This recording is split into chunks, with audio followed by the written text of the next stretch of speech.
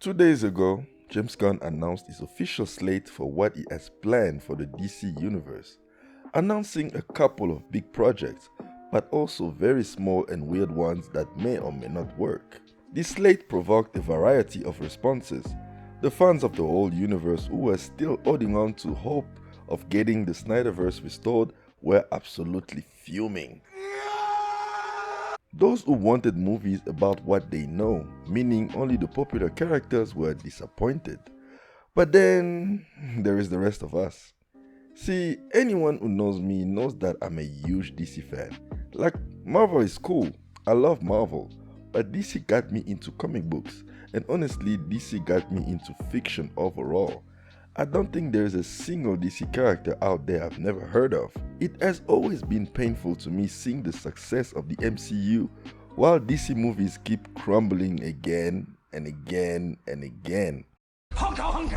In 2013, I was so excited for Man of Steel that I don't think I even slept the day before it came out. I was that excited, and that is what the issue is with me. I am a movie fan, what they call a film junkie, which makes me overanalyze everything I watch for better or worse. But when it came to DC films, I was always in a state of denial at that time. I didn't care whether the movies were good or bad. I only cared about the fact that I had my own MCU as well. The comics I loved so much growing up were finally being adapted. But then there is reality. Man of Steel did not convince the general audience the way a Superman movie should. A Superman movie should unite.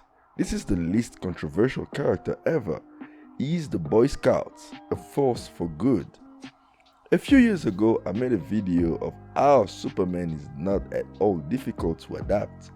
The problem has always been about creators trying to modernize the character, making as bleak as the world around us is. That's a problem. Superman does not have to be as miserable as the rest of us inside this terrible planet we call Earth. He is the light in the darkness. That is what makes him who he is. That is what Marvel did with Captain America. That is why the general audience rejected Henry Cavill's Superman and embraced Chris Evans' Captain America. And I know Cavill has his fans, but unfortunately, facts are there. He never connected, I'm sorry. The great thing about this new slate is that it doesn't only features a Superman movie, but a Superman movie going back to basics. No more broody and agey Clark Kents. We are getting a lovable and unrealistically optimistic Superman, written by someone who has proven to know what great storytelling is. A writer who knows how to give characters a personality, which the previous Superman lacked.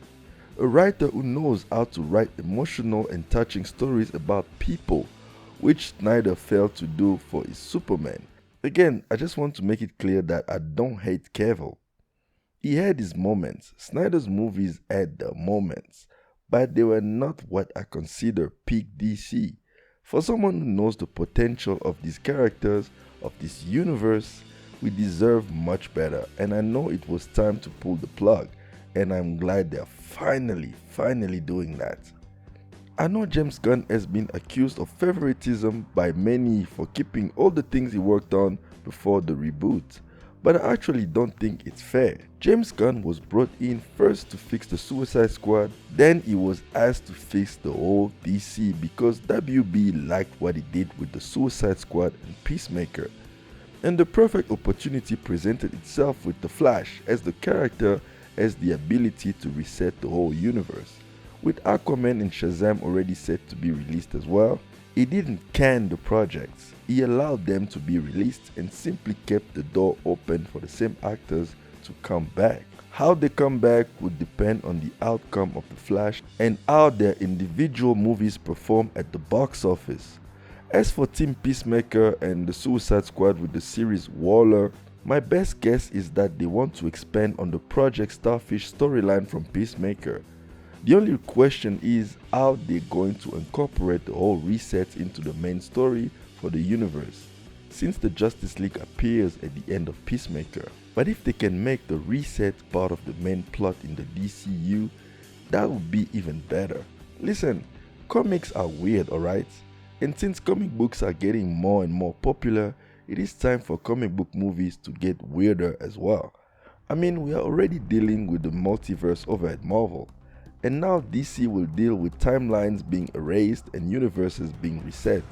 The general audience will adapt, just like comic book readers had to adapt over the years. To me, I don't see this as James Gunn keeping his friends and his wife for personal reasons. I see him keeping what he thinks works and getting rid of what he thinks doesn't work. Honestly, if I just don't have to see Ben Affleck's Batman ever again, I'll be happy with whatever they do. I hate that Batman. Jeez. Speaking of Batman, there's a lot that is being said about having Robert Pattinson's Batman exist at the same time with yet another Batman in a movie featuring Damian Wayne as Robin. And I think that complaint is kind of stupid. First of all, these are the same people who did not want Pattinson's Batman in the first place. Also, just as I said earlier, the general public will have to adapt to the weirdness of comic books. It's not that hard to distinguish between a self-contained Elseworld story and a story that takes place in the main timeline, especially if the styles are very different. Like, did you really have trouble understanding that Joaquin Phoenix's Joker and Jared Leto's Joker do not belong to the same timeline? How can you complain about potentially getting two very good yet different versions that adapt two different aspects of the same character? I don't get it.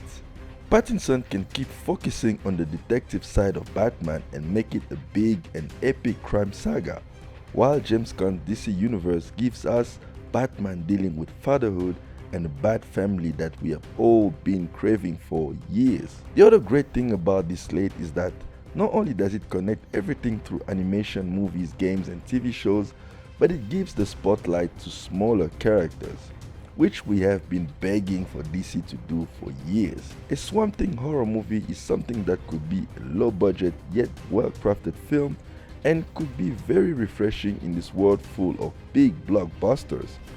A Booster Gold TV series could be unlike anything we have ever seen before and will be an introduction to a very interesting character, but also to the futuristic world of DC, which could open the door for other characters from the future, like the Legion of Superheroes.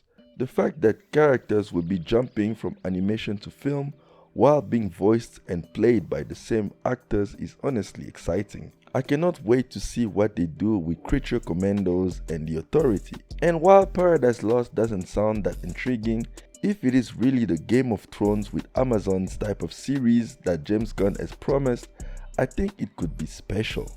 The other big announcement for me outside of Superman and Batman is the announcement of Cosmic DC.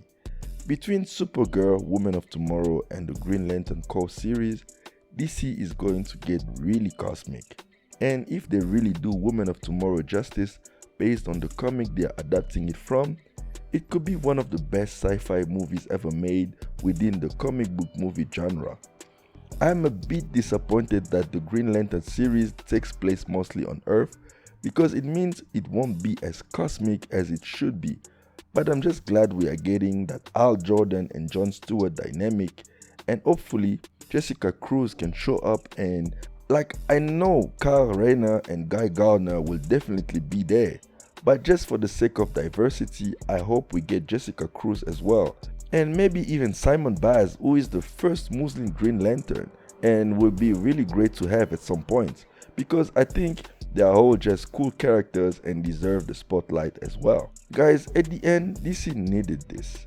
Not just a complete reboot for the sake of it, but a universe with a plan, overseen by people who understand and care about these characters.